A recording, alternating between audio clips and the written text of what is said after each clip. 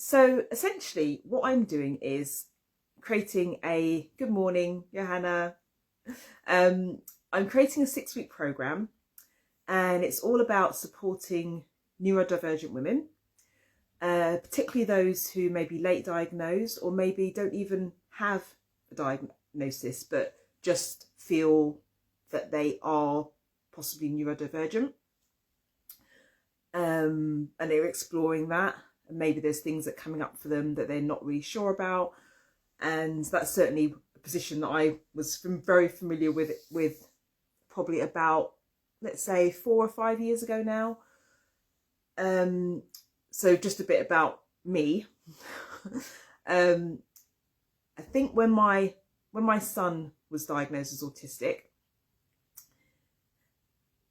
it started off a bit of a thing with me in terms of really seeing things that came up for me, and it started a bit of exploration, and so I kind of went on a bit of a journey from that point,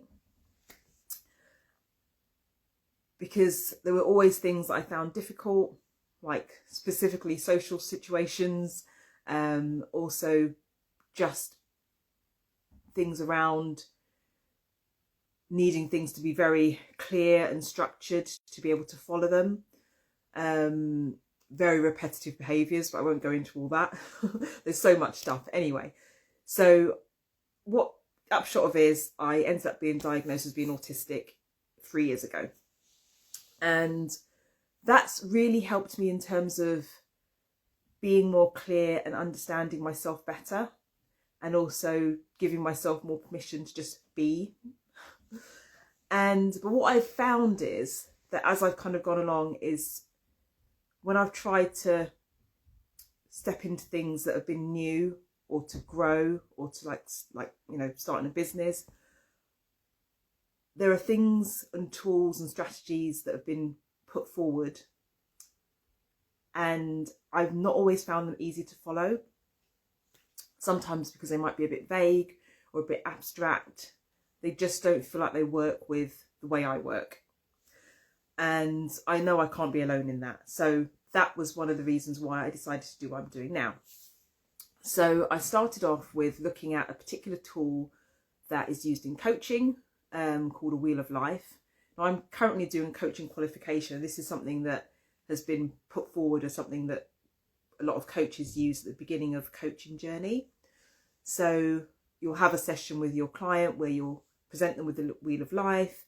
You'll go through it and say, okay, you look at different areas of your life and you rate them, usually out of 10, to kind of see where you need to focus on, which are the areas you need to develop. So maybe that could be your relationships, it could be your work, it could be health and fitness, it could be all sorts of different things.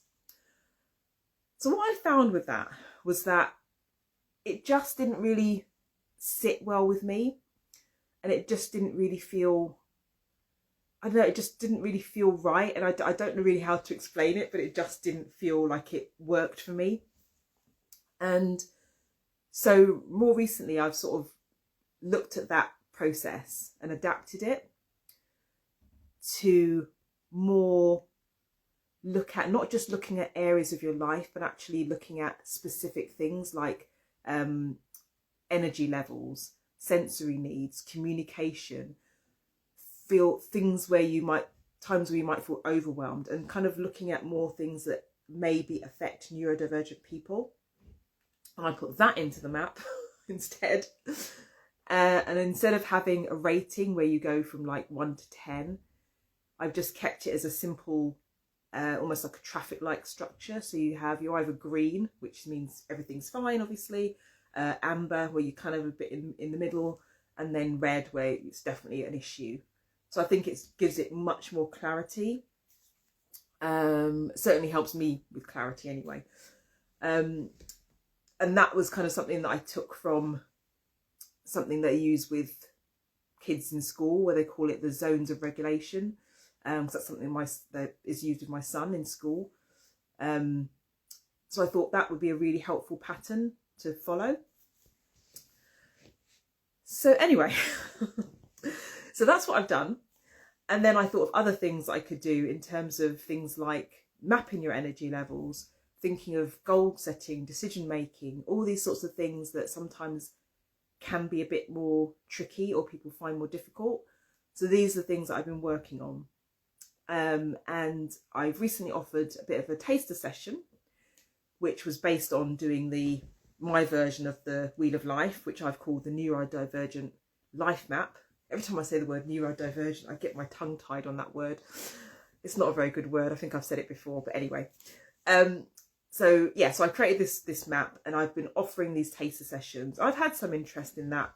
Some people are interested in doing that. I think that at the moment there is definitely a lot of talk about things that have come up about overdiagnosis and things like that. And I don't think that's an issue. I don't think that is the case. We know that there's a government review being carried out about it. And hopefully, I'm hoping, fingers crossed, that they actually do a proper review and they actually do make things better, because there are so many people that are, where they've gone to be assessed and things take a very long time. I spoke to a family member this week who is basically said they've been on the list for 3 years. I mean, 3 years, really? That's just madness. So, yeah, I hope that does make things better. Not seeing any questions yet, so I'll keep talking. So I just think that it is definitely something that's needed. Oh, there's a question now. Okay, so you mentioned the zones of regulation. Is that something you bring on board too with the life map or with the coaching you do? Well, what with the zones of regulation, I kind of have used it as I guess a way of developing the life map that I've used. So like I mentioned with the kind of traffic light system for looking at different areas. So you've got the red, green and amber. With the zones of regulation, what they do is they'll give children they'll have maybe they have pictures of faces where it will be like they're happy, they're sad, they're angry, and they usually have a colour attached to it. So that's where I kind of got the thing from of doing it like that. So it's essentially borrowing the methodology around the zones of regulation, but using it for something else. Does that make sense? But yeah, it would probably come into the coaching as well, in terms of helping people recognise where they are in terms of how they're feeling at the moment with certain things and energy and stuff like that. So yeah, good question. I don't know if you have any other questions, but hopefully I've answered that okay for you. I'm trying to keep up with oh, hang on, there's another question. I've never received coaching the way that there would be a life map set out, or maybe there has been. Not sure what it is. Would you be able to talk it through? And how does the foundation look like? So essentially, as I've said already, so I don't know if you asked this question before I explained what I was talking about before. But anyway, so the way I've got it is there are different sections. So, for example, there's a section on sensory levels, energy levels, communication. Now you're testing me because I can't remember all the different areas, but there are 1, 2, 3, 4, 5 different areas. So I've covered 4 there, and I can't remember the last one. But there are different areas, and under each one, there are prompts.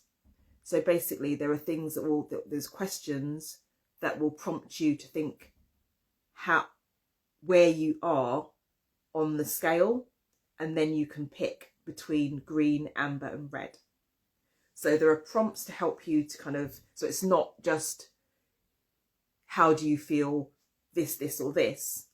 There are actual question prompts that will support you to get there. So that's, yeah, hopefully that's explained it. So it's kind of mapped out in a way that you've got each of the different areas, you've got the question prompts, and then that helps you to put yourself where you feel you are. And then the last area is where we look at what is the main focus. what is the area that you really need to work on and focus on right now? And that's how that would lead into coaching. So jumping back to the course, what's the change from the course that tends to create the biggest ripple effect for women? Or oh, it's the first time doing it. Yeah, it will be my first time doing it. I mean, what I hope to be the biggest ripple effect is that people will have practical tools that they can use ongoing, so that it's not just we use it once in a session and then you never use it again. With the life map particularly, I see that as could be even a weekly thing that people use as a reflection. So you use it ongoing all the time. So it's something you've always got with you. So it's not something it's just a use it now and you're done. It's kind of an ongoing thing. So yes, it's definitely practical tools that you can take away and use over and over again, so that it helps support you whenever you need it. There may be times when you need it more than others. So yeah, that is the kind of the strategy behind it, definitely. Part of being neurodivergent is difficulty telling I need support versus I need rest. How do you help participants tell the difference between that? Yes, so that I'm doing a whole, there'll be a whole section on energy mapping, which I will go through in terms of helping people to work out when are the times that they may need more support and when they need more rest, and actually looking for the signs of that. So really going deeper on that. So there is definitely part of the course that goes through that in terms of helping you know the difference. How do you adapt strategy? Oh, you're coming up with some really good questions, Johanna. How do you adapt strategies for fluctuating capacity when energy and focus change day to day? That's a good question. So I think with that, I think it is about noticing the patterns and the triggers. So part of the energy mapping session will be looking at the things that may trigger you, the things that may cause your energy to fluctuate, so that you recognize it, so that you know when that is likely to happen. Obviously you can't always predict these things, but I think it's about noticing things and then recognizing where things might occur.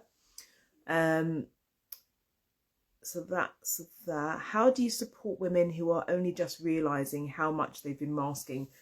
Yeah, I mean, this is really about getting into the essence of who you really are, because I think people need to have that safe space to be who they really are, and I think that's why I'm creating it as a small group program, because I want people to be able to be their authentic self and not mask, which a lot of people do.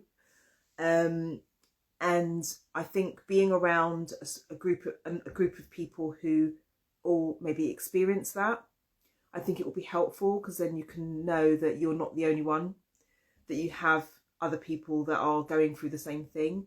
And I think that will be something that will really help support women in that, because that's something that certainly has helped me, where I've met other people who maybe have similar traits to me or think in a similar way. It really does help to know that you're not on your own. So I definitely think that would be part of the support. What's your approach when someone's workplace isn't neurodiverse friendly? Can this work without changing jobs, or is this more for entrepreneurs or just individuals in any position? Yeah, well, when with a workplace, I mean, this is something also that I'm planning on doing as well, particularly is not just doing coaching with women, but also doing corporate work as well, like actually going into workplaces and delivering more training on neurodivergent awareness, because it's something that where I used to work in HR, we did start doing some of that work. We had a system where we had something we used to use called a wellness action plan, which was mainly used for people who were experiencing stress or anxiety, and it was a way of them sort of looking at similar to what I said with the energy level patterns, looking at things that help support them to feel less stressed, what they recognise in things that did stress them. So looking at the patterns, looking at the triggers, and it was like a plan that we used to use for people. But what we actually did was we adapted one, and I don't actually have a copy of this, so I might have to do another one. But we adapted it, so we had one that was neurodivergent friendly. So it was a neurodivergent wellness action plan, and actually that's probably one thing that has led me to where I am now, in terms of making other tools for people, because that was really helpful. I used it with a particular employee, and it really did help him. This was a young guy, and it really did help him in terms of really recognising what would help him support him during the day when he was at work. So yeah, I think that's a really, really useful point about jobs. I don't think you need to change jobs. I think you just need to have that support when you're at work. Yes, I would say that I'm probably leaning more towards supporting entrepreneurs, but also, like I said, doing corporate work as well in the workplace. I think I might have asked this before, but how would the 6-week course day to day look like? Okay, so this is something I probably need to have a bit more to think about, but the way I saw it was that it would be a weekly session, so once a week. Not sure exactly on the time of day and how that would look like, possibly evening though. And each week we would focus on a particular tool. So the first week would be the life map, that's where we would start. Second week I've got it as being energy mapping, and then there are other things like goal setting, decision making. So it would be a different focus every week. That is how I have structured it. And did you create this course because you would have hoped something like this were available when you were early in your ND journey? Yes, definitely. Yeah. I'm creating this course for myself as well as everybody else. So yeah, it's definitely something that I would have found useful. So yeah, definitely 100%. And how do you think it would have, oh gosh, hang on a second. I've just done something funny there. And how do you think it would have changed things for you? What difference would it have made? I think it would have made a lot of difference to me, yeah.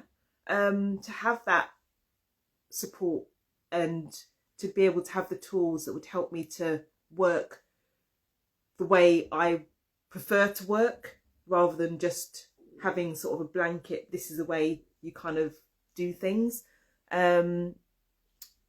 So, oh gosh, you're coming up with, you've got so many questions, Johanna. This is brilliant. It feels like we should have had just a one-to-one talk, but I'm great that we're doing this live because at least everybody else is going to benefit from all these questions.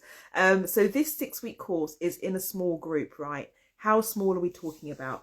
I was thinking about 4 to 6 people. I would say 6 maximum. That was what I was thinking about. I think that's the optimum amount. Any more than that, I think, starts to get a bit overwhelming if you've got too many people. So let's say about 4 to 6 is what I was thinking of. Yeah, great. I'm loving this. This is really good questions. It's really getting me thinking about some things as well. So it's really cool. I'm just seeing if any more is going to pop up, or indeed if anybody else has any questions.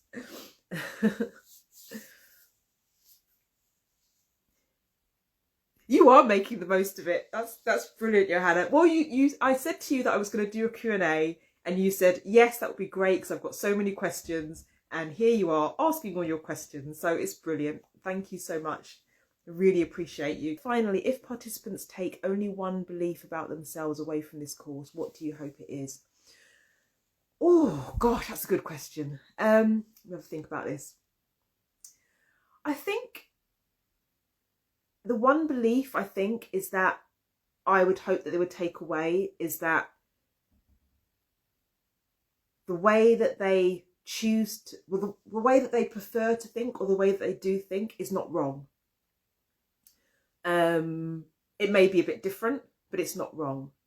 And that there are ways of supporting the way that you think, I guess. Yeah, that would be the main thing. And just believing that you can be who you want to be. You know, you can be you Oh, that's it from me. Thank you.